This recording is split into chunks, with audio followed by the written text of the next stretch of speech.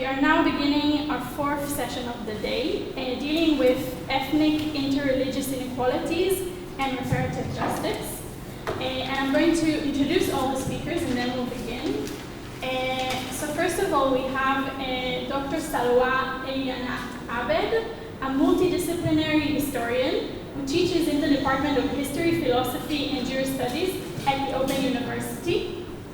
Her research interests are political Islam in the Middle East, Arab society in Israel, gender religious identity, and religious activism in Israel and Palestinian children's literature. After her, Dr. Maayan Revach will speak, who is a postdoctoral student at Haifa Laboratory for the Study of Religions at the University of Haifa. Her research deals with the complex relationship between Christian theology and the Israeli-Palestinian conflict, religious leadership, peace building, and interreligious dialogue. Then we have three speakers joining us for a panel. Rabbanit Dvorah Hebron, who is the director of Kolel Dea and the Lindenbaum Midrash of the Or Torah Stone Network. She is a supervisor at the Bet Midrash, Achavat Olam, of the Be'ikala Institute, and serves in a Torah feminist position at Bar-Ilan University. She teaches Halacha and Talmud, and her research tackles issues of halakhic feminism and interfaith discourses. We also have Dr. Rabbanit Alexandra Elior Peretz, who obtained her Orthodox rabbinical ordination at Bet Midrash Harel. She has a PhD in media sciences from the Sorbonne. She teaches transitional justice at the Hebrew University and is the program director of Ner Tamid, a summer house of study, Bet Midrash, for Catholics and Jews in Jerusalem. And last but not least, Rabbi Leah Shakdiel is an educator and social activist on human and civil rights, social justice, feminism, and peace. A resident of Yerucham, the first woman in Israel to serve in a religious council following a Supreme Court decision. She was ordinated as an Orthodox rabbi at Bet Midrash Harel in Jerusalem. Following from their presentation, we are going to hear from Yael Gidonian. Pronounce your surname first? Gidonian, okay. A Jerusalemite of Jewish Iranian descent. She's an entrepreneur and artist. She's the director of the Jerusalem Conference on Mesokiyut of the Tikkun movement and chair of the Keilot Sherut Singing Communities organization, promoting Piyutim. She writes and lectures on Jewish Iranian culture and about Jerusalemite identity, and is involved in Israeli-Palestinian relations and interfaith encounters. So we really look forward to this panel, and we're going to begin with you, Salwa. And you have about 15 minutes to speak, just to remind you. Hi, how are you? Thank you for letting me being with you. And okay, I will start my presentation in Hebrew to be more comfortable. Okay, I will start with sharing. Somehow I didn't hear you. Yeah, I think I need, for now I'll try and stand closer to the microphone so you can hear me, but for now you have 15 minutes. I'll come to the screen to mark when you have 5 minutes left, okay? And from now on I'll stand when I speak to all the speakers. So please begin whenever you're ready.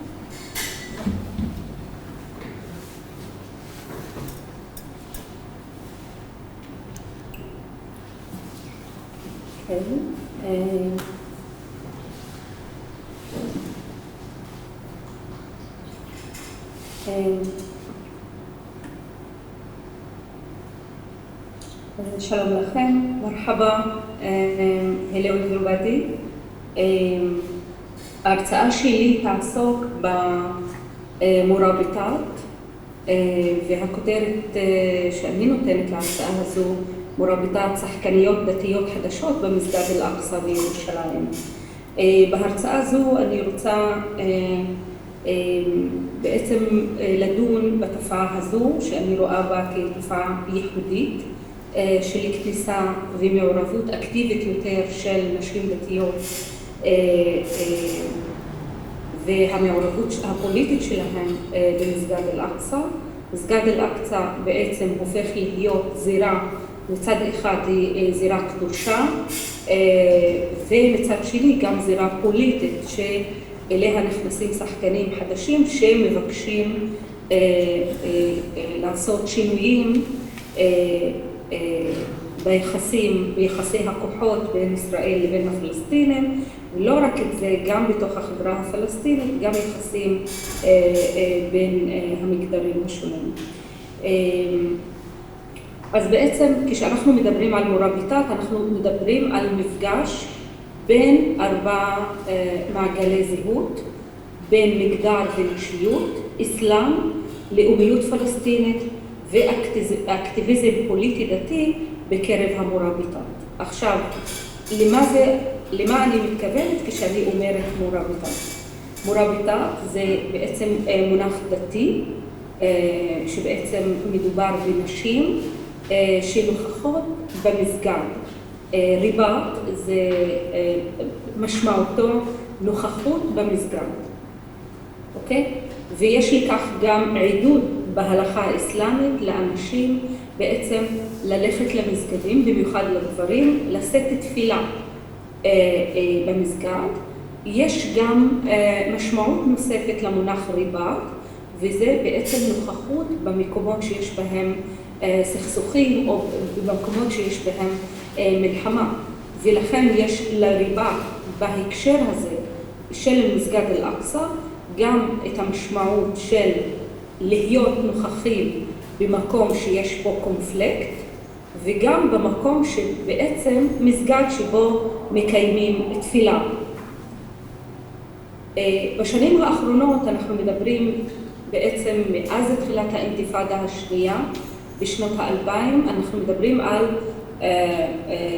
תופעה שהולכת ומתרחבת, שרואים שיותר ויותר נשים מגיעות למסגד.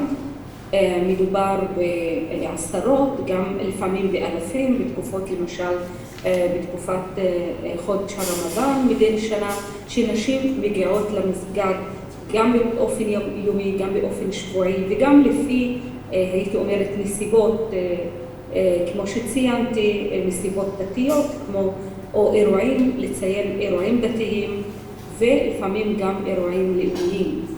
המספר עולה לאלפים בחודש הרמדאן מדי שנה, ובעצם אני כאן מבחינה בין שני סוגים של נשים שמגיעות למסגד.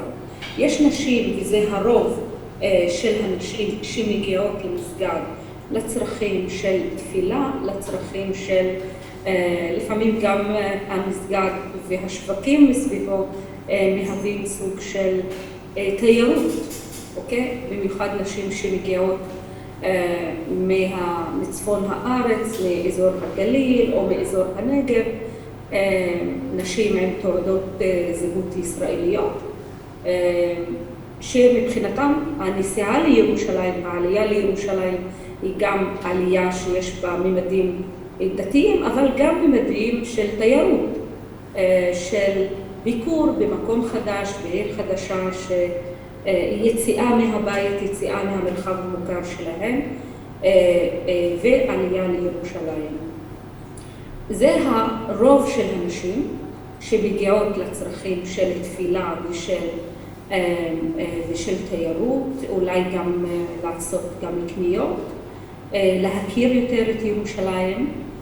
והסוג השני שבו אני מתמקדת בהרצאה הזו הם הנשים שאני קוראת להם חסה, הנשים שהן יש להן ייחודיות מסוימת, והייחודיות שלהן באה לידי ביטוי בכך שהן מגיעות גם כדי להתפלל, אבל יש להן גם את האג'נדה שלהן, יש להן את הרצון גם למחות על מה שקורה בתוך המסגד, מבחינת הריבונות הישראלית על המסגד, מבחינת הרצון שלהם להראות שזה המסגד, שזה המסגד למוסלמים, ובעצם לתבוע ריבונות על המסגד, או לתבוע גם להראות שיש פה נכס או סמל שהוא סמל לפלסטינים וסמל למוסלמים. וכאן אנחנו מדברים על אג'נדה שהיא גם אג'נדה פוליטית. בהמשך ההרצאה אני אראה שיש גם לאג'נדה הפוליטית הזו יש גם אג'נדה מגדרית.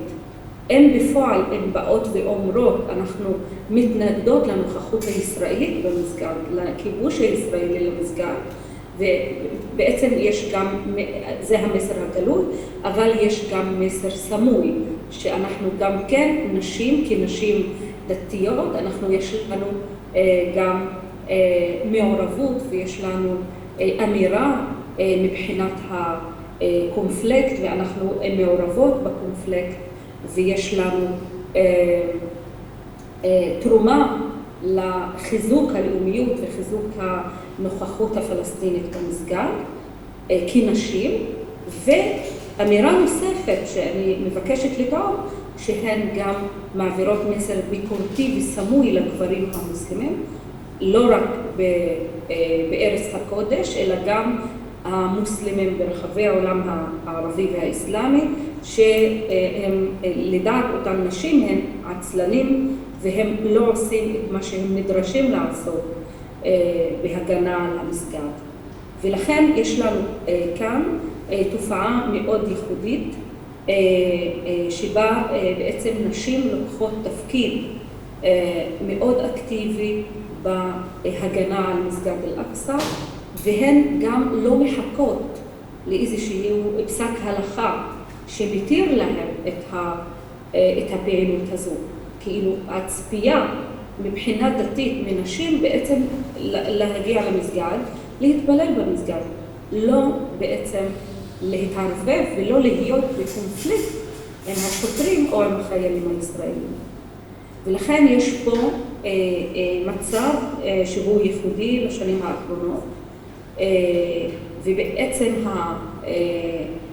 הן משתמשות בפוליטיקה שאני קוראת לה הפוליטיקה של ההתגרות, סיאסת אל-גייז, ותכף אני אסביר יותר על אותה תופעה, שבעצם דרך קודם כל נוכחות, דרך הקריאות שלהם אללהו אכבר, כשהן פוגשות או יוזמות מפגש עם השוטרים הישראלים או עם המתנחלים או עם המתפללים היהודים או לפעמים גם עם תיירים זרים, כשהן פוגשות אותם והן צועקות וקוראות בקול גבוה, אללהו אכבר, אלוהים אדירים, יש בזה אמירה מאוד מאוד חזקה מבחינתם, שמצד אחד הן באות ואומרות, אנחנו כאן, אנחנו דרך הקול שלנו, הנוכחות שלנו היא גם בקול שלנו, והצעקה שלהם, אללהו אכבר, משמעותה שאנחנו מצד אחד נשים דתיות תולות את מצבנו ואת הגורל שלנו ברצונו של האל, ויש בכך אמירה דתית, אבל יש גם אמירה פוליטית, שהן באות ומנכיחות את עצמם, את הגוף שלהם בתוך המסגד, ומתריסות אל מול האחר, אל מול הישראלי, אל מול הכובש הישראלי, ובעצם באות ומעבירות את המסר הזה, שאנחנו, יש לנו את התפקיד שלנו בהגנה על המסגד, זה לא תפקידם של הדברים בלבד, ובכך הן ממלאות סוג של ואקום פוליטי. רוב הנשים, חשוב גם לציין, רוב הנשים שמגיעות למסגד וגם ממלאות את התפקיד של החסה, זאת אומרת הנשים הייחודיות המובילות בנוכחות שלהן במפגש, במסגד, הן באות מהשוליים החברתיים והפוליטיים. זאת אומרת, אנחנו מדברים על נשים שהן סטנדרטיות, נשים נגיד או עקרות בית, נשים שיש להן משפחות, זאת אומרת ממלאות את התפקידים המגדריים המסורתיים בתוך המשפחה, ומעבר לכך הן מצאו גם נתיב ליציאה למרחב הציבורי דרך המעורבות שלהם במה שקורה במסגד. זה דבר אחד. דבר שני, אנחנו מדברים גם על נשים לפעמים שאין להם השכלה דתית, הן נשים שצברו איזושהי השכלה דרך קריאה עצמית או דרך צפייה בתוכניות דת, דרך ערוצי הלוויין, הן יודעות היטב להשתמש בערוצים במדיה החברתית, והן, זאת אומרת, הן לא מתייחסות, אנחנו כאן לא מדברים על נשים שבאות ממעמד בינוני, מעמד גבוה בתוך החברה, מה שהיה מאוד מקובל במוביליות של נשים פלסטיניות, נגיד במאבק הלאומי, מאז תקופת המנדט וגם בשנות ה-70 וגם בשנות ה-80, רוב הנשים שגם בשנות ה-90 בישראל וגם בגדה המערבית ועזה, נשים פלסטיניות שהיו מובילות מאבקים פוליטיים, היו מהמעמדות הגבוהים, אוקיי? או מעמד בינוני גבוה, או נשים משכילות. כשאנחנו מדברים על הנשים הדתיות, במקרה הזה של נשים שמגיעות למסגד, הן לא בהכרח נשים ממעמדות גבוהים יותר, לא עם השכלה גבוהה יותר, אבל יש להם את המוטיבציה, יש להם את המוביליות, גם להניע נשים אחרות בעצם להיות שותפות. הן עוסקות בהסברה, להסביר את חשיבות המסגד, חשיבות הנוכחות במסגד, וגם החשיבות להתנגד לנוכחות הישראלית במסגד.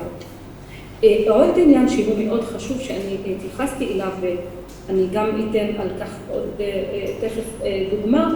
בסדר, רק להגיד שיש לנו עוד איזה 3 דקות. החדשים בערוצים שונים, כמו בערוצי תקשורת, הם שונים כמו פייסבוק, אינסטגרם ועוד ערוצים, כדי להעביר את המחאה שלהם מחוץ לגבולות המסגד, גם להעביר את זה לקהלים אחרים, גם מחוץ לגבולותיה של ארץ הקודש. ולאחרונה גם כן הייתה יוזמה חדשה שהיא של השנה האחרונה, שנקראת מורביטת על בועד, זאת אומרת נשים, התארגנות של נשים שבעצם שהן מורביטת, שדרך זומים או דרך המדיה הן העבירו את מה שקורה במסגד לקהלים רחבים או לקהילות נשים רחבות ברחבי העולם הערבי, ונשים מירדן למשל, ממצרים, מארצות המפרץ, התערבו והזדהו עם המסרים של אותן מורביטות, שבין היתר הסבירו שהפלסטינים נמצאים תחת כיבוש והם צריכים להגנה ותמיכה של העולם הערבי. זאת אומרת, הפעילות שלהם בשנים האחרונות היא אפילו חצתה את הגבולות של המסגד דרך המדיה. אני רוצה ככה להראות... סלמה, אנחנו ממש צריכים לסיים. את שומעת אותי? כן. כן, אז אם תוכלי כמה מילות סיכום, אני מצטערת להפריע לך באמצע הרצאה מרתקת. אתם רואים את המצגת? סליחה, כשעברתי לכאן ליוזמה החדשה, מורביטת על בועד, כן. אני רוצה להראות קטע, ואתם כולכם תוכלו, מי שמתעניין, אפשר גם להיכנס ליוטיוב,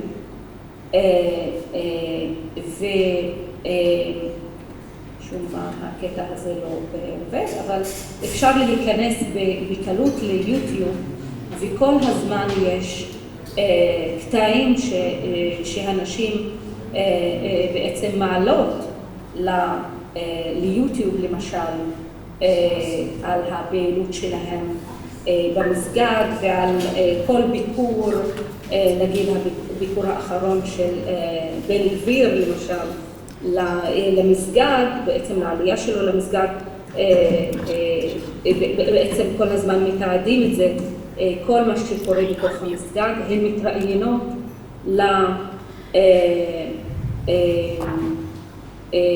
לערוצים השונים, לערוצים בעולם הערבי. אני רוצה ככה להראות לכם קטע. סלווה, אני לא בטוחה שיהיה לנו זמן להסתכל על הקטע. לראות את הקטע? דקה, אוקיי, בסדר. סליחה, פשוט יש לנו פאנל מאוד עשיר בדוברות, אבל אוקיי, כמה שניות לקטע ונסיים, בסדר? כן, אני יכולה לסכם גם. תודה. אני רק רוצה להראות לכם, נגיד, איך משתמשות בחלק הזה. יש את אחת הנשים המובילות את המאבק, קוראים לה הנאדי חלואני. היא הורחקה. עכשיו, יש משהו שמאוד מעניין לגבי נשים דתיות. נשים דתיות,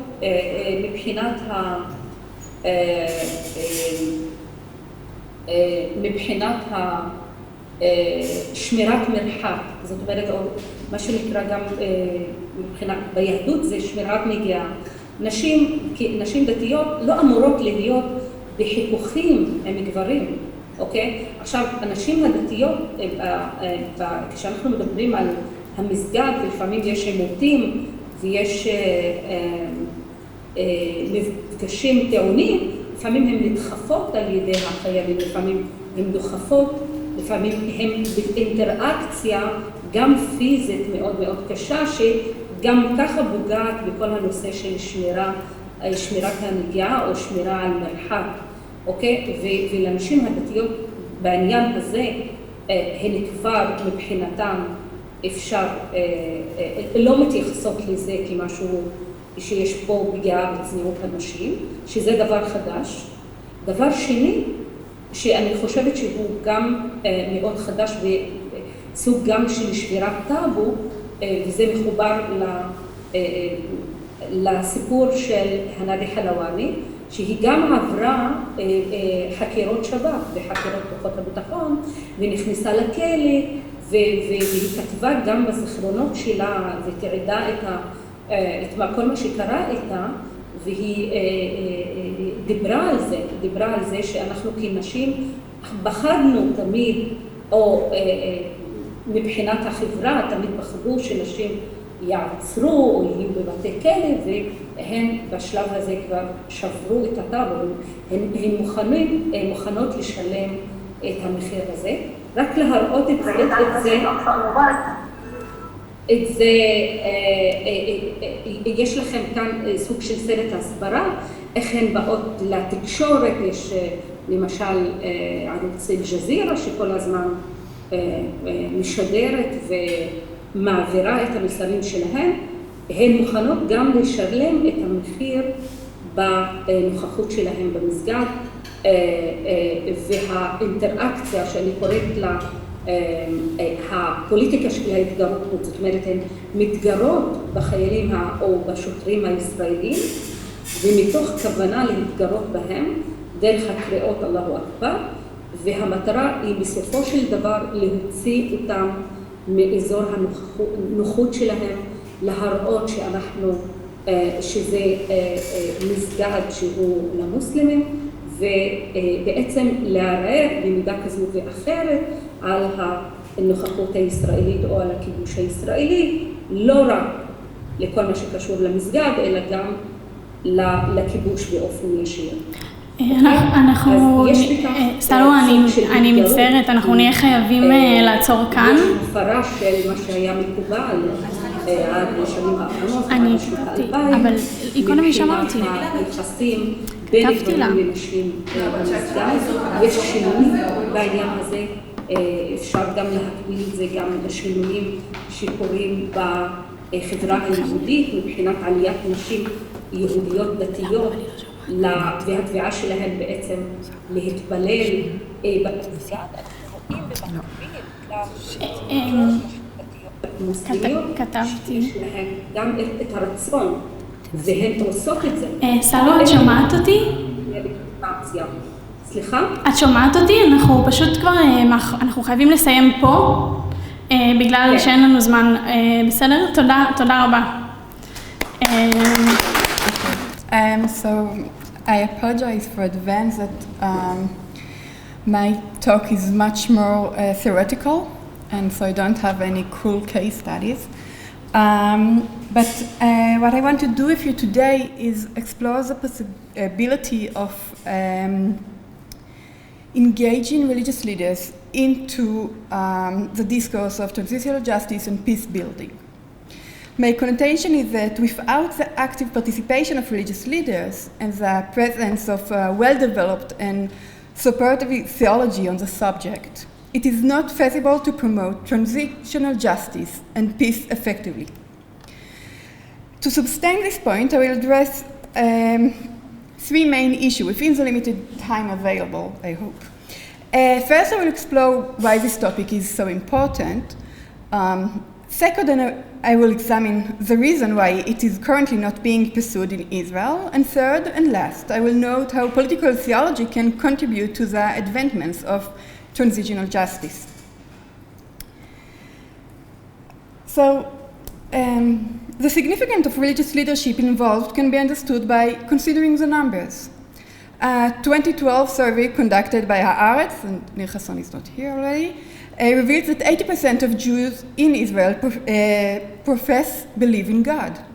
Similarly, the Muslim identity has gained prominence within Palestinian society in recent decades. The religious identities of both people have become central to the discourse on the conflict and the prospect of coexistence. The second point is more straightforward. We have already attempted to promote transitional justice without involving religious leaders. Over the years, both the State of Israel and the representative of what would later become the Palestinian Authority have engaged in peace talk and initiatives that largely excluded religious figures. In fact, these figures have often been viewed as significant obstacle to the peace process. Anyway, such efforts have proven ineffectively, we can discuss that. And the main reason is that the lack of trust between the parties and the skepticism regarding the question whether the leadership of the opposing party generally represents the people. This brings us back to the first point. If the majority of the Israeli public, particularly in Jerusalem, perceive religion as an integral part of their identity, it becomes challenging for a completely secular leadership to represent them. Moreover, there have been notable power struggle between the state authorities and the religious leadership, which the State of Israel itself has at times recognized and honored. Considering these factors, one might wonder why there is a dearth of political theology dedicated to promoting transitional justice and peace building in Israel. So I was trying to understand the challenge in engaging religious leaders in Israel for transitional justice discourse. And to better understand this question, I consulted with my very best and closest colleague, ChatGPT. And ChatGPT said, when I asked what is transitional justice and what is the role of religious leaders in it. And so ChatGPT answered, religious leaders can play a significant role in transitional justice. And he explained, we can talk about moral guidance, about mediation and reconciliation. So I got Zoom freely. Advocacy for human rights, support for victims, promoting social transformation. But ChatGPT noted in the end, it is important to note that the role of religious leaders in transitional justice persists should be approached with sensitivity, recognizing the diversity of religious belief within society. Their involvement should be inclusive, respectful of secular principle, and mindful of the need for justice for all, regardless of religion affiliation. And I think that a very big challenge arises in this context. In order to actively participate in the process of transitional justice and engage in the discourse, certain internal conditions must be met. This condition necessity confronting to the notion of justice and human right. Consequently, those who do not meet this condition are excluded from the discourse. However, it is essential to critically examine the meaning of this concept and question their origin and selection criteria. Why was this specific concept chosen and who defines them? And moreover, is it worth considering alternative interpretation that could broaden the participation in the discourse? Perhaps if the condition were based on principles like tikkun olam or sulha, it could involve a more diverse range of individuals. One of the key challenges we face in integrating religious leaders into the discourse of transitional justice is a delicate balance between internal and external perspective. It is obvious that religious communities never exist in isolation. They are constantly engaging in dialogue and debates with other groups, among others with those that share the same culture, religion, or national identity. This challenge is further compounded in the Israeli context, where every individual is affiliated with a religious group, even if he or she does not personally identify as religious. Consequently, there is a significant internal tension concerning how the group is portrayed and represented. When religious leaders participate in political or social discourse, they must navigate and consider the perspective of other internal factions and the inherent tension they faced. An illustration example of this internal struggle is evident in the Israeli-Palestinian conflict, where the question of the Jewish versus democratic identity of the State of Israel underlines the relocation of many Jewish religious leaders to actively engage in political discourse. Engaging with the conflict or taking a stance on its resolution raised concerns that supporting a peaceful resolution may be perceived as compromising the Jewish character of the state. The national conflict has profound impact on the definition of religious itself. While there is a desire by some to separate religion and politics, it is increasingly evident that such a separation is not easily attainable, if possible at all. For instance, the question of Jewish identity and its implication for the State of Israel is a highly significant and complex issue. Additionally, and that will be my the third point, there is a clash of values. As liberalism is frequently perceived as a zero-sum game. Either one fully embraces our values or is considered against us. An example of this point is seen in the discourse of gender equality and the place of women in the discourse, and the issue where those unwilling to accept this principle are excluded from the conversation. And I don't say it's good or wrong, I just say that we are coming with conditioned, and many times this clash of values is not by the religious leaders as by the peace activists who need to decide who they work with or not. Lastly, language plays a crucial role. During a recent meeting on religious leadership and interreligious dialogue in Tbilisi, Georgia, I witnessed an imam speaking about the interreligious work he is involved in. He described Islam as a religion of justice and reconciliation. But the overall sentiment in the room was of skepticism. There was a sense of inauthenticity in his word, largely stemming from the imam's need to translate his message into language of international diplomacy and liberal principle. This principle, while not fundamentally depart from religion, were established with another cultural context, namely Western Christianity. Consequently, religion leaders are expected to adapt the theological language of another religion in order to partake in the discourse, where reconciliation has come with the context of Christian theology, especially from the 80s and 90s, and we think about South Africa and other places. And even if they are not fully adapting the language of others, then they are urged to find the most appropriate translation of agreed upon terminology. So you don't have to use justice or reconciliation, but use the same idea in your own religion.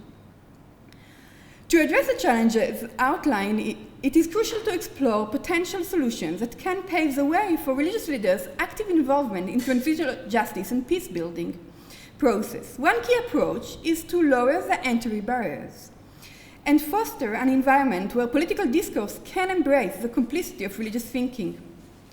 A fundamental step in this in this direction is the development of an appropriate political theology. Many clergy members in Israel, especially those who reject religious radicalization, have been cautious about engaging in such a theological discourse. However, it is essential to encourage and support them in embracing this task. Political theology involves the exploration and formulation of religious principles and perspectives that can inform and guide discussion on political issues, including transitional justice. Creating space for internal group discussion among religious leaders is crucial in this process. So I'm not talking about creating a group dialogue between different religions, but to do an internal work where the religious leaders can explore the issue of political theology in their own faith. This discussion enables leaders to consolidate their stance without feeling that their religious identity is under threat. It is vital to foster an atmosphere of respect and understanding, allowing for the expression of diversity viewpoint within religious communities. By engaging in internal group work, religious leaders can develop nuanced and multifaceted theological perspective on transitional justice.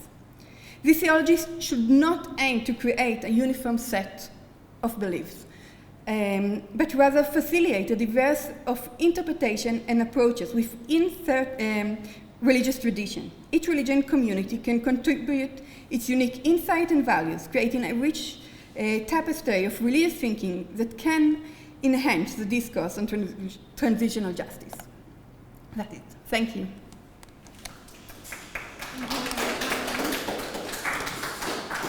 Thank you. Moving on from theory to practice, Alexandra, Leah, Laura, I'd like to invite you. I'm using 3 minutes to explain you why we're here, and then we have 4 minutes each, but we trained and we're going to make it work. So we want to address the role of women of faith in pre-transitional justice in Jerusalem. So how do we fit into the transitional justice process? So this is based on my doctorate that I published with my maiden name, so Erfroy Mischler. But basically, what we map out is that transitional justice starts with criminal trials, truth commission, and then there's reparation of material kind, public apology, and then there's a whole work of truth-telling, communicative history, memory, memorials, and so on and so forth. So that's based also on John Tope, and this is what I came up for the doctorate, and the postdoctorate was trying to assess what happens when this goes wrong. And in many cases, it does go wrong. So we have recent literature in the humanities, so not in a law department, that is defining new trends of transitional justice based on Kaminsky as any collective process aiming at defining truth, justice, and reconciliation. So this broadened definition suits to what we're doing. This new academic approach is considering transitional justice as a non-linear human process that seeks both to recognize victims and to promote possibilities for peace and reconciliation. So we are basically part of this new trend, and we are female Orthodox rabbi activists on the ground of pre-transitional justice, and that we define ourselves as grassroots activists. We are definitely victim-oriented, and we are doing pre-transitional justice as defined by Kapschuk and Strombaum in 2021, which is basically promoting transition from a culture of denial and impunity to one of recognition and accountability. I told you we could do it.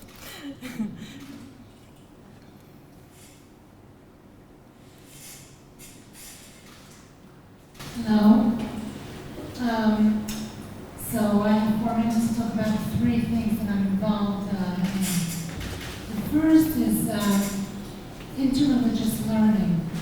We have a group I've been part of it for a few years now, of both men and women, Jewish and Muslims, that learn about each other's faith.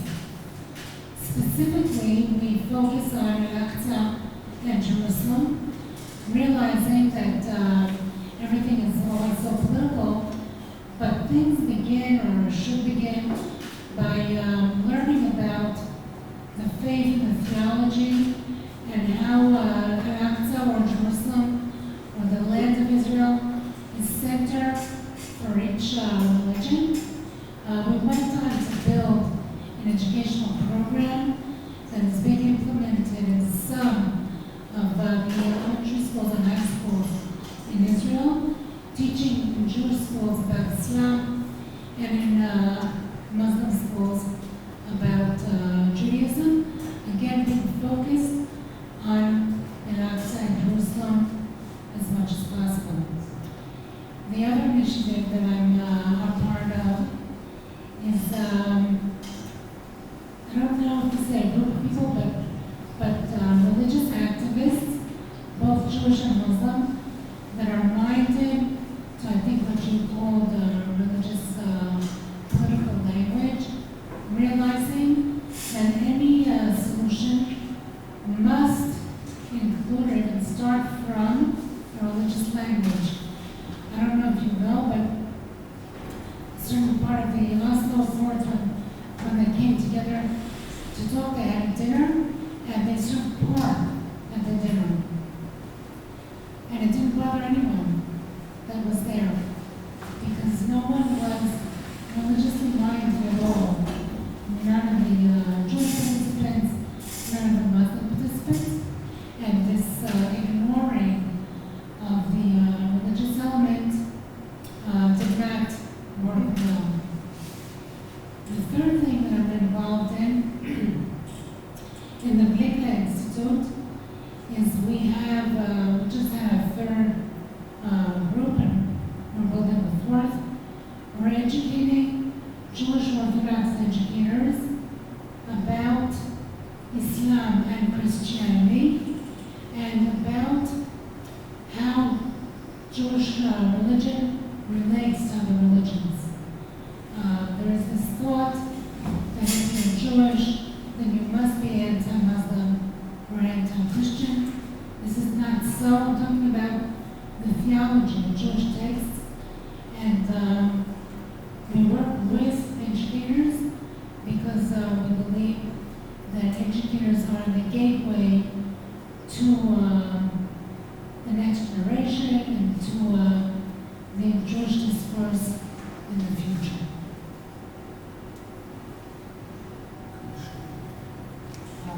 Thank you, Rabbi Dvorah.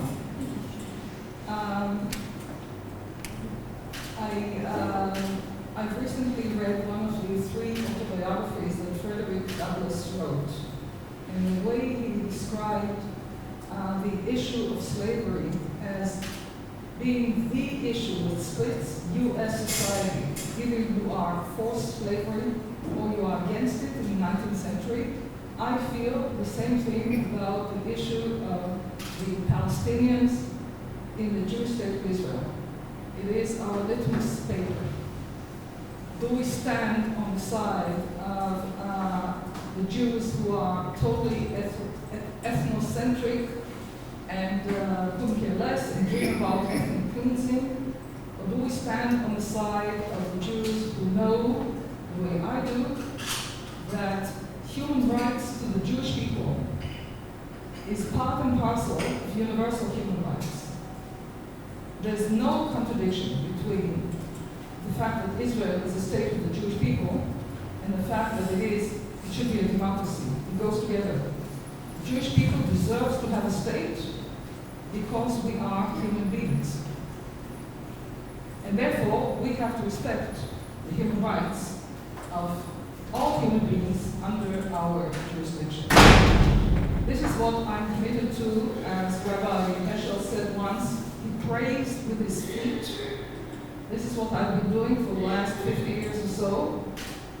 Not enough going to demonstrations and stuff, but I live in the desert, in the small town of Yerucham, because I believe that Zionism is more than just settling the land without living in a room.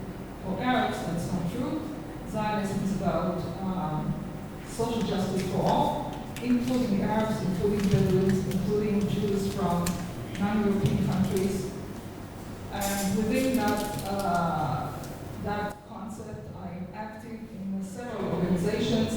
the Israeli Jewish religious peace movement, Oz Shalom, which has been there before Peace Now. It's been there since 1974 in Italy after the establishment of Gush Emunim, the bloc of the faithful that started the big settlement movement. The Rabbis for Human Rights, Asot Mishpat, which is rabbis from all denominations, all Jewish denominations, including secular rabbis, believe it or not, but there is such a concept. And the group of us activists in Yerucham with Bedouins in the Kamizoi, also with checkpoint women, so much, going to monitor the abuses of civil rights and human rights of Palestinians.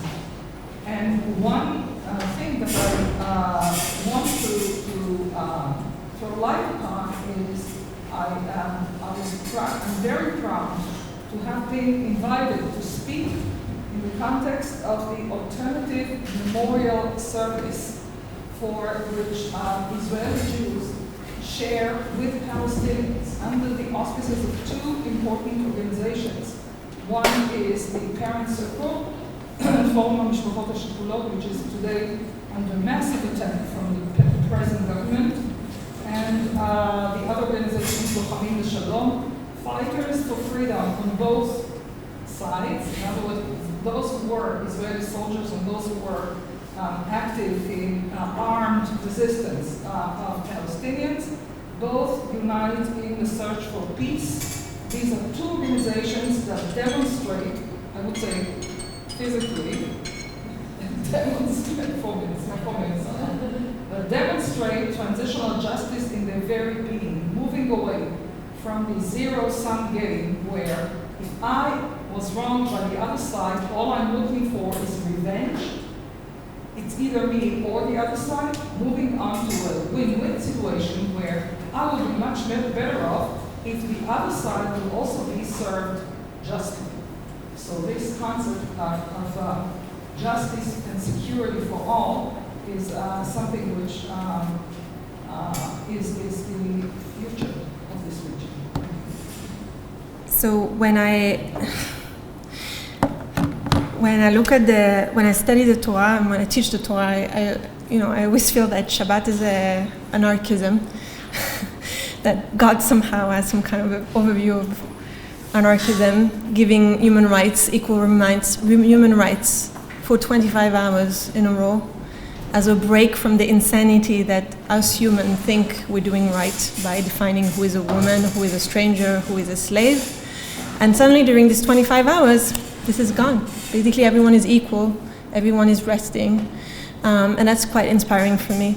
I did my PhD on transitional justice and the Shoah, and the role of neutral countries and apology, and I did my postdoc at Hebrew U in the journalism department, and I believe this is how I ended up teaching this course on the role of media in transitional justice process. So it can be during trials or truth commission or public apology or commemoration, and I'm teaching this core class. It's both in the Department of Journalism and in the Department of Conflict Resolution. And it's a unique class. There is a Reshima Amtana, there's a waiting list for it. So it's a blessing because we started with 6 and it's growing every year. So we are now 26 people in a class.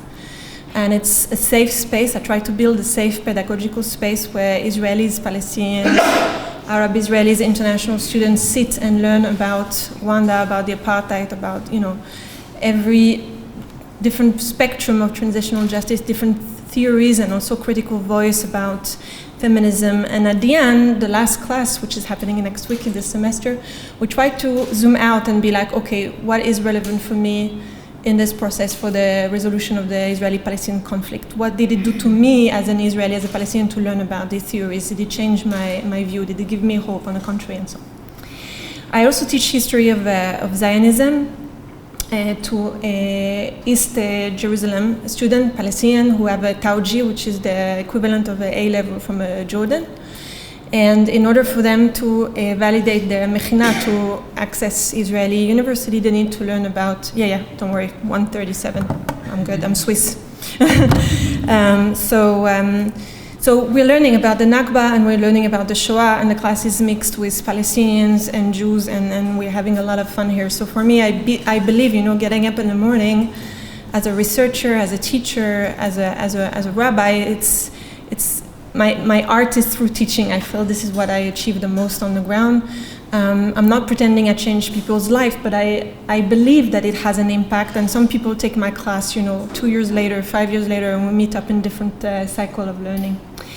I also launched, this is new, the Bet Midrash for Human Rights and Transitional Justice. So my dream is to approach this Shabbat, Ilchot Shabbat, as an anarchist of human rights, but I really dig into what the Torah is teaching us about reconciliation, about slavery. In Egypt we were slaves for 400 years. There's a whole commentary about, and Leah, thank you for your input about this, like what commentaries talk about how do we reconcile, or should we not reconcile, or what is thick reconciliation, thin reconciliation with Egypt, and so on and so forth. And also I have this Bet Midrash in the summer.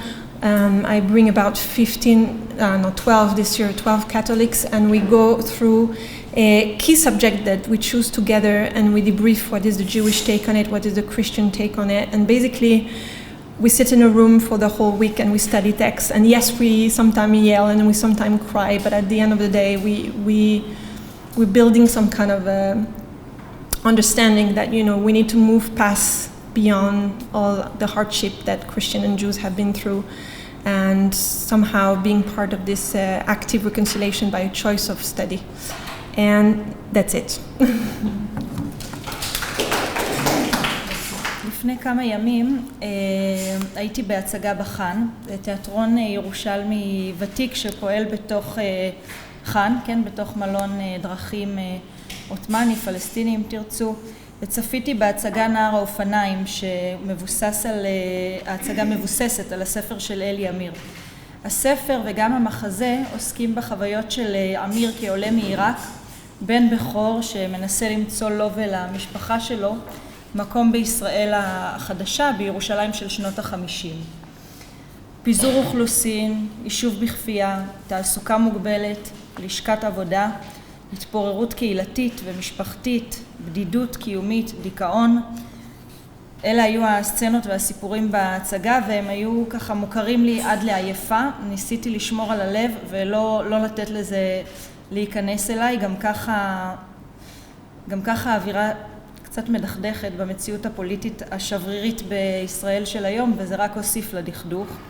אבל בכל זאת היה משהו שנשאר איתי מההצגה הזאת, וזה נער האופניים. נער האופניים שקם מדי בוקר ומחלק עיתונים לעשירי רחביה, דמות כמעט שקופה, ארכיטיפ כזה של מחלקי עיתונים, מטאטי רחובות, מנקי מדרגות, נקרא לזה מעמד השקופים.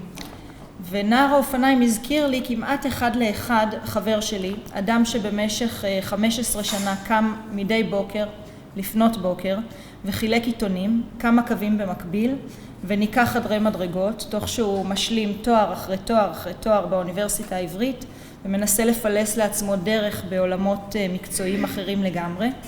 אתם יכולים לנחש שהחבר הזה הוא פלסטיני מירושלים הערבית. ההצגה ממחישה לצופים את מנגנוני הכוח הממשלתיים שדחקו את העולים מארצות האסלאם לשוליים החברתיים, הכלכליים והתרבותיים של מדינת ישראל המתהווה. ואני ככה חשבתי על מנגנוני הכוח שדחקו ודוחקים עדיין את חברי, אותו מחלק עיתונים, לשוליים החברתיים והכלכליים של ירושלים, כבן למשפחה פלסטינית נטולת אזרחות בשטח הלימינלי והמוזר שנקרא מזרח ירושלים. ירושלים היא כל מיני ערים, יש את ירושלים העתיקה והחדשה, השכונות שמחוץ לחומות, השכונות שמחוץ לקו הירוק, השכונות שמחוץ לגדר, ירושלים המוסלמית, הנוצרית והיהודית, הפלסטינית והישראלית, כפרים שהפכו להיות חלק מהמרקם העירוני, כל מיני שכבות היסטוריות, גיאולוגיות, גיאוגרפיות ותרבותיות שעלו פה גם במהלך היום. צדק נקראת ירושלים שנאמר צדק ילין בה. ואני זכיתי להיוולד בירושלים, שהיא עיר הצדק, עיר השלום, כפי שמשתקף בשמות הקדומים ובשלל מופעים תנכיים יפים ומעניינים. נקודת המוצא לדיון היא האיכות הירושלמית שקשורה בצדק. כאשר העיר הזאת מונהגת בצדק, היא מתקיימת, ובהיעדר צדק היא נחרבת. ויש עוד נקודת מוצא שכירושלמית אני חפצה בהמשך קיומה של העיר, ולכן הצדק הוא לא רק אידיאל, אלא גם איזשהו אינטרס קיומי. נשים את המילים היפות בצד, ירושלים בירת הצדק, אבל היא מלאת עוולות, שאלוהים יסלח לי. מחלונות ביתי אני צופה אל בתים פלסטינים נטושים, קירותיהם חזו בעזיבה של המייסדים והבונים ב-1948, בכניסתם של העולים בשנות ה-50, עלובים ומנושלים מראש מאפשרות לחיים בכבוד בירושלים שהם כל כך קיוו לה. ביציאתם של העולים, בתהליכי ג'נטריפיקציה מתוחכמים יותר או פחות, מרושעים לעתים. מי שקרא פעם ביומנו של חליל סקקיני לא יכול עוד להביט בקטמון אל קטמון בעיניים תמימות. כל בית בשכונה מספר סיפור של יזמות משפחתית, של חיים חדשים שנגדעו זמן קצר לאחר ההקמה עם המלחמה. קטמון, עין כרם, ליפתא, מוסררה, בכולם נלפתו יחד גורלות של פלסטינים ושל יהודים מזרחים. בתי אבן יפים שמחליפים בעלים לפי תכנון של בעלי כוח. אלה עוזבים את בתיהם ונידונים לחיי פליטות. אלה מיושבים ונידונים לחיי עוני ושוליות. בגלגולים הבאים אותם מיושבים מנושלים אף הם, מנוכשלים אל שכונות הפריפריה החדשות של העיר, ובתי האבן חוזרים להיות בתי מידות, והשכונות משנות שוב צביון וסגנון. בשנות ה-2000 עוד מפגש מזרחי פלסטיני מוזר ומתעתע, אכזרי. עמותות ששואפות לייהד את ירושלים הערבית משתמשות בזכויות של בעלי הקרקע היהודים מזרחיים בשייח ג'רח ובסילואן, בשמעון הצדיק ובכפר השילוח. עמותות אלה מבקרות את ראשיתו של הפסוק ציון במשפט תיפדה ומוותרות על חלקו השני ושווה בצדקה. ואולם המפגש הזה, המזרחי פלסטיני, הוליד גם תוצאה מעניינת שהיא אולי מפתיעה ואולי לגמרי המשכית, כאשר צאצאים של חלק מהמשפחות הספרדיות והמזרחיות שחיו באותם אזורים לפני 48 הביעו מחאה על השימוש בזכויותיהם על הקרקע כדי לנשל פלסטינים שיושבו שם בתקופת השלטון הירדני. ובאמת חיבורים מזרחיים פלסטינים זה משהו שהוא לא זר למאבק המזרחי ולפרספקטיבה המזרחית ביקורתית פוסט קולוניאלית על מדינת ישראל. ראינו חיבורים כאלה גם אצל הפנתרים השחורים שפגשו נציגים של הארגון לשחרור פלסטין בשנות ה-70. ראינו את זה בקרב חברי הקשת הדמוקרטית המזרחית בשנות ה-90 ובראשית שנות ה-2000. דוגמאות ממש פיציות אבל משמעותיות בעיניי מירושלים של העשורים האחרונים זה למשל סולידריות של צדק שנרקמה בקרב פעילי המעברה שהם פעלו לצד משפחת ג'הלין הבדואית נגד הנישול שלה מהאדמה והיו הפגנות משותפות וראינו פעילות ופעילים שמחברים מאבקים מזרחיים ופלסטינים, מאבקים סביבתיים ומעמדיים בסיפור של ליפתא, כפר מפאתי ירושלים, כולכם מכירים אותו, שבתיו והעצים הפורחים שלו מספרים גם את יופייה וגם את ניבולה של העיר הזאת, בירת הצדק. אבל לא רק זהות אתנית קהילתית ולא רק זהות מזרחית שהובנתה ונבנתה בישראל החדשה, ירושלים היא גם עיר דתית, כמו שגם ראינו לאורך המושב הזה. עיר דתית, רוחנית, מיסטית, מגנטית, ירושלים עיר מסורתית. ובעשור האחרון נוצרה תנועה חדשה שקמה מתוך התנועה של האקטיביזם המזרחי, וזו תנועת המסורתיות. זו תנועה של ארגונים ופרטים שמדברים על מסורתיות כתפיסה יהודית אורגנית, לא דיכוטומית. התנועה הזאת באמת צמחה מתוך התנועה המזרחית, והיא במידה רבה גם מחוברת לתנועה של ההתחדשות היהודית. אפשר לומר שהיא צמחה משני השדות האלה. והתפיסה שעומדת במרכז היא באמת התפיסה הזאת של מסורתיות. אני חושבת שגם לא ניתן לנתק את התפיסה מהנשאים שלה, שהם היהודים המסורתיים. בהיסטוריה הקצרה של הישראליות, הזהות המסורתית על פי רוב נתפסה כשולית נטולת אידיאולוגיה, נטולת ידע ומחויבות. זו זהות שהוחלשה באופן עקבי, נותקה מהרצף ומהחיבור לידע ולתפיסת עולם יהודית עמוקה עם אופי עצמאי, רלוונטי ואקטואלי. היא נפלה איפשהו בין הכיסאות של החינוך הממלכתי, החרדי והממלכתי דתי, ולפעמים גם נוצלה, ואנחנו רואים אותה מנוצלת גם היום על ידי תנועות אידיאולוגיות מגזריות ופוליטיות כאלה ואחרות.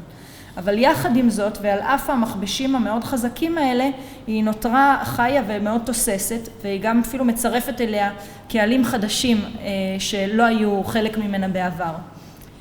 בהקשר הפנים-מזרחי, אני חושבת שתנועת המסורתיות היא מספקת חיבור לאיזשהו שורש תרבותי, זהותי ורוחני, שהוא מהווה תיקון להחלשה ולדיכוי הזהותי שחווינו יוצאי ארצות האסלאם בישראל, ולא רק בישראל, אני חושבת שאפשר לראות את זה גם כחלק ממגמה עולמית של אוריינטליזם ודיכוי המזרח במרכאות.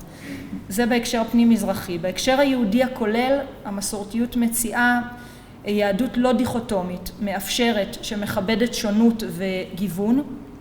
במאה האחרונה מאוד אוהבים לשאול האם היהדות היא דת או לאום. אז המסורתיים עונים, היהדות היא משפחה. ובמשפחה הזאת כולם יושבים מסביב לשולחן אחד. אני כבר שומעת קולות אולי מתוך הראש שלי ואולי מהראשים שלכם, משפחה יכולה גם להיות משפחה מתעללת.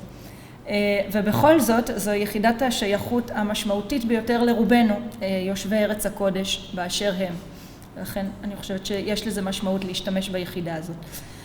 מההקשר היהודי, אני רוצה להגיד על ההקשר היהודי-ערבי או הפלסטיני-ישראלי, ששם המסורתיות כתפיסת עולם יכולה לטמון בחובה איזשהו חיבור עמוק שמבוסס גם על הקשר הזהותי וההיסטורי המזרחי-ערבי, לצד חיבור רוחני אמוני, שזה חיבור יהודי-מוסלמי, שגם לא יש שורשים מאוד עמוקים. המסורתיות יכולה וגם צריכה להציע בריתות חדשות בין קהילות ירושלמיות, על בסיס ערכים משותפים של אמונה, של משפחתיות, של קהילתיות, של ירושלמיות שורשית וגאה, ומן הסתם מירושלים לכל המרחב, כפי שבדרך כלל גם קורה. ובמובן הזה תנועת המסורתיות עשויה, ואני באופן אישי הייתי רוצה ופועלת לחבר אותה לתנועות שלום אמוניות אחרות שמתקיימות במרחב הירושלמי כבר עשורים רבים וגם מוסיפות להתחדש בימים אלה. גם כאן אני חושבת, כמו המשפחתיות הפנים יהודית, זה לא רק הזדמנות, אלא יש פה מוקשים ויש פה סכנות, אבל אני חושבת שאם אנחנו מסתכלים בעיניים לשורש הזה, היהודי, אמוני, תורני ומסורתי, אי אפשר לפספס את הרעיון הבסיסי, שירושלים איננה מתקיימת בלא צדק. אז שזה יהיה המגדלור שלנו. עד כאן. תודה. Can I maybe invite all the speakers to join me and we can have a little discussion on these really fascinating presentations.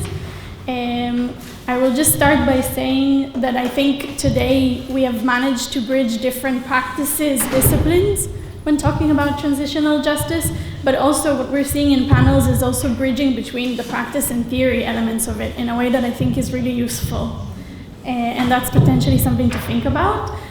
Before I ask any questions, I would like to open up the discussion to questions from the audience.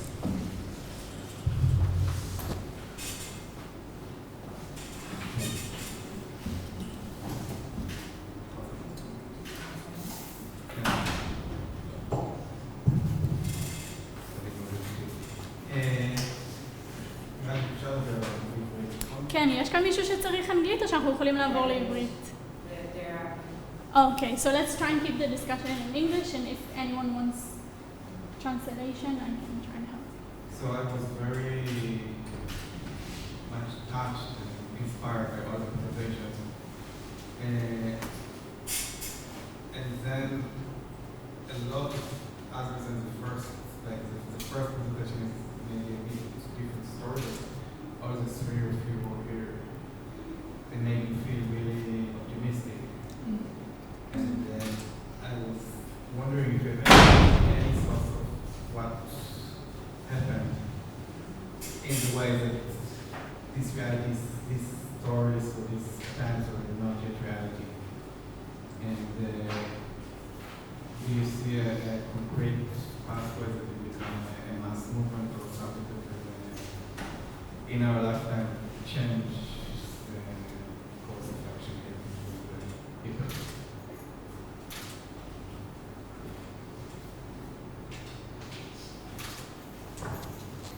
Any more questions at this stage? I would kind of like to build on what Uri was saying, and it's a question that I think directs to all of you.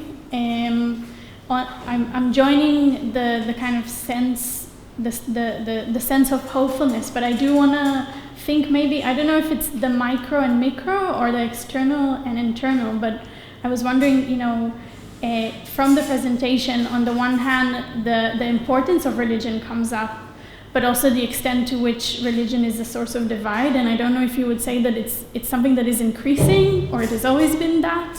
And then I want to ask, kind of thinking of the first presentation and how we evolved into the theory and then into practices, and we ended with mesortiyut.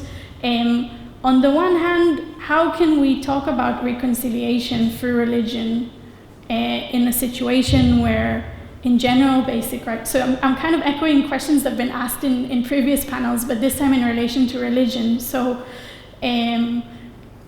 how can we talk about it, whilst the religious rights are being violated here? Also, how does it kind of meet you in your practice or in your theory, the tension between the internal divisions?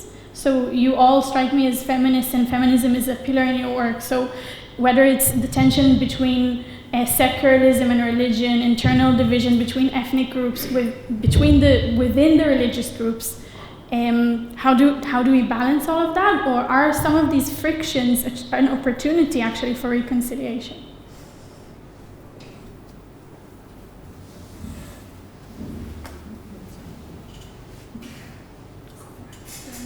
So, yeah, I'm happy you're optimist.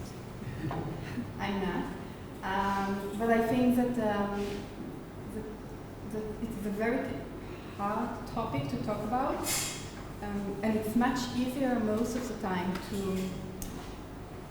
not to talk about religion when talking about those issues. That is my main point. Because I don't think that when you talk about religion or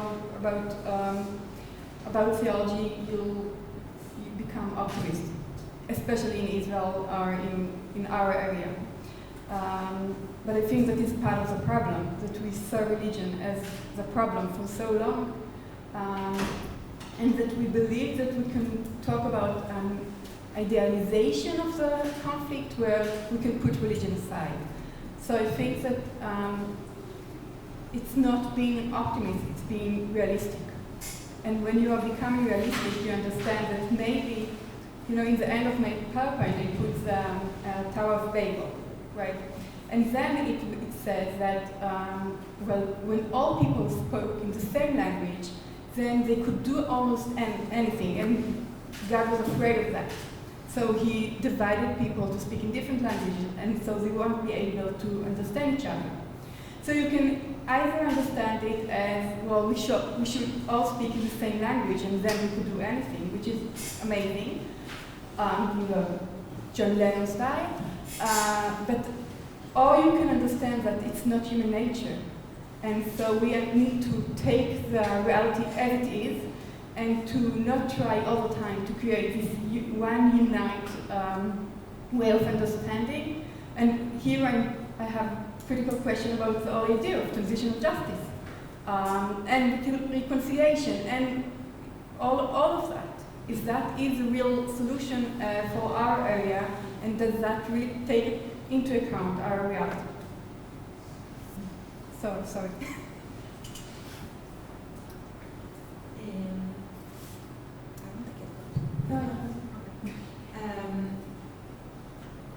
I wrote 3 points.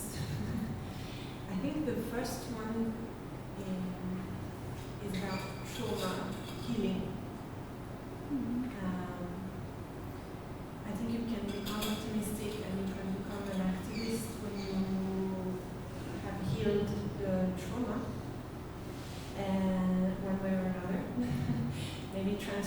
international.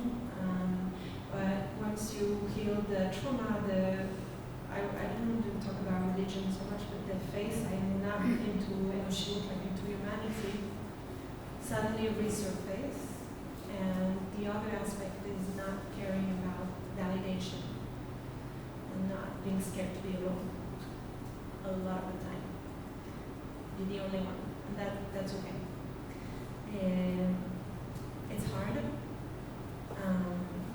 but it's fun. And most of the time in interfaith, we don't agree about religion. That's the bare minimum. Christian, I'm Jewish, the Muslim, the Jewish, it's okay. But what we do agree when we look at each other, there's a very, I'm sure you know, maybe you've experienced, there's a very transcendent look into the eyes that there can see beyond your levush, beyond your body or whatever, and connected to the deepest core of the self, and that's where there's meeting. But most of the time people are very violent or aggressive or yell at us or insult or name it. It's people who didn't heal the trauma. And by me existing and telling the stuff that I tell, I push them back into their the trauma in front of the face that it didn't heal, that they cannot be there. So it's usually end up with a hug or something like that. Like I hear you, I feel what you're going through. It's hell. It's hard. That's what war does. It destroys. I think it's not surprising that we're feminists, because feminism, and definitely religious feminism, is thinking out of the box. It's challenging traditional leadership. It's challenging traditional thought. It's saying there is in the religion, there are in religion ideas that have not been cultivated because they did not serve the traditional leadership. And so when we look at religion, we do not see one way of thinking and looking. We see each other as people that are committed, that live by ideals, and that believe that ideals can be translated into everyday life. If ideals can be translated into everyday life, then the ideal of equality, the ideal of reconciliation, the ideal of forgiveness, can be, all these ideals and ideas can be translated into everyday life. Yes, it's a lot of work. Yes, sometimes it's lonely, but it's growing less and less lonely. I'm talking within the perspective of more than 20 years, and Leah, of course, also. Talking in the perspective of many years. So I am always optimistic. Optimism is the only path forward in my belief. I know that there are obstacles or challenges on the way, but if you're creative in your belief, in your theology, in your way of thought, then things can happen. Despair is a luxury which we cannot afford.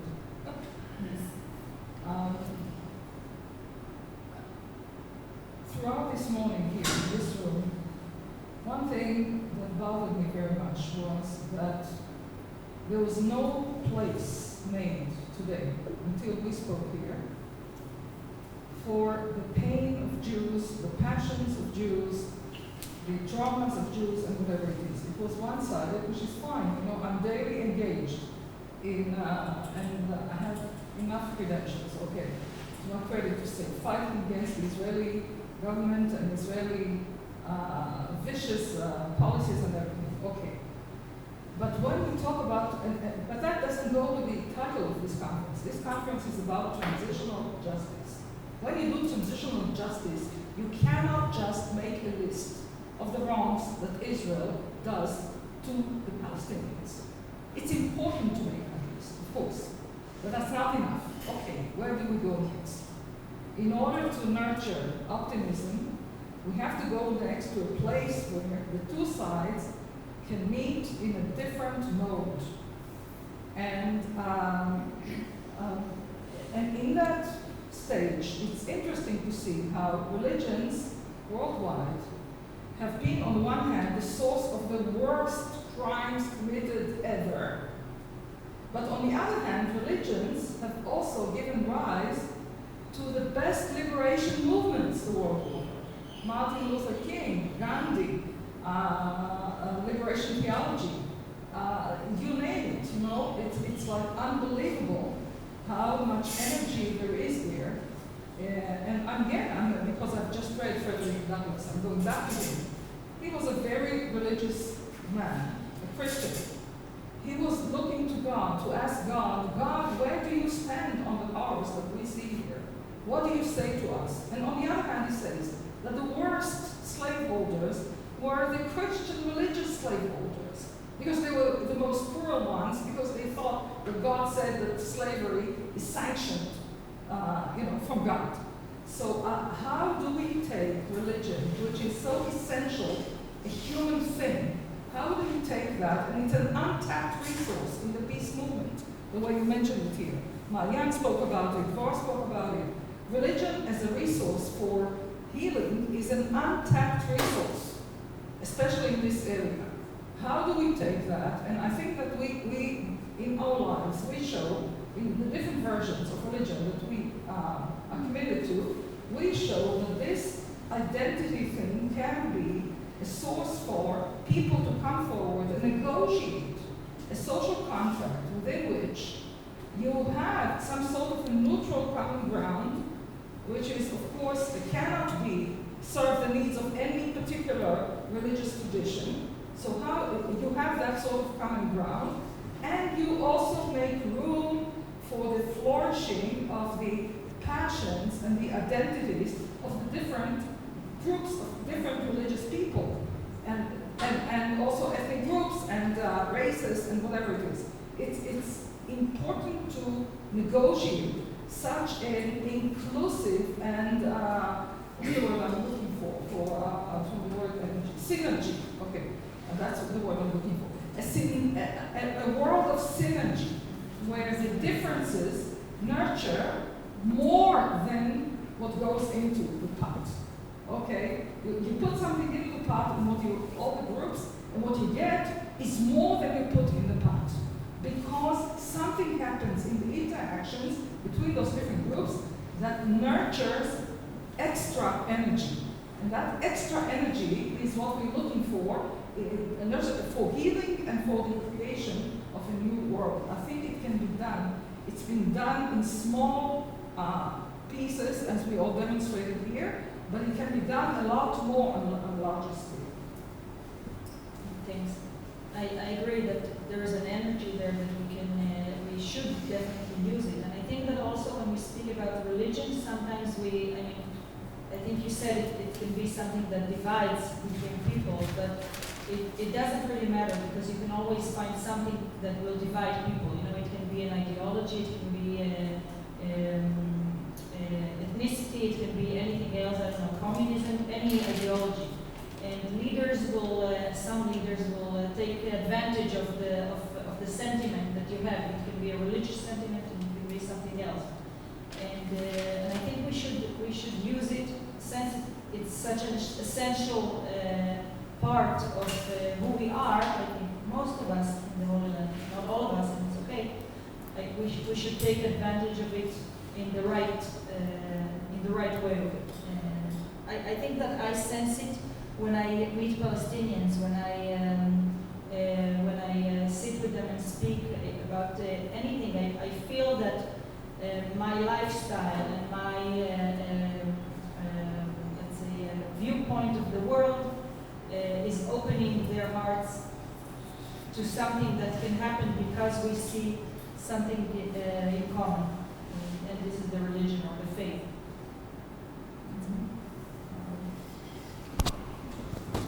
Thank you very much to all of you. Is there one last quick question? Otherwise, we're kind of running behind a bit, so we might break. Can I just say one more?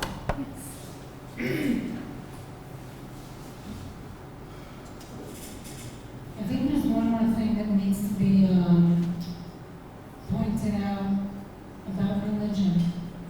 Most of, and I'll use Jewish religion as an example, most of Jewish religion and most of contemporary Jewish halakha was created when Jews were a minority and under occupation by other people.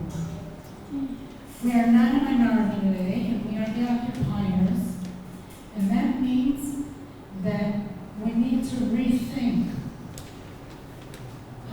very important parts of our religion, because it is different. You say different things when you are without power, and you should be saying other things when you are with power. And that is why learning religion and learning it through, and even learning it with someone else who can be a mirror to your own learning, is very, very important and essential. It's a long process, but it is a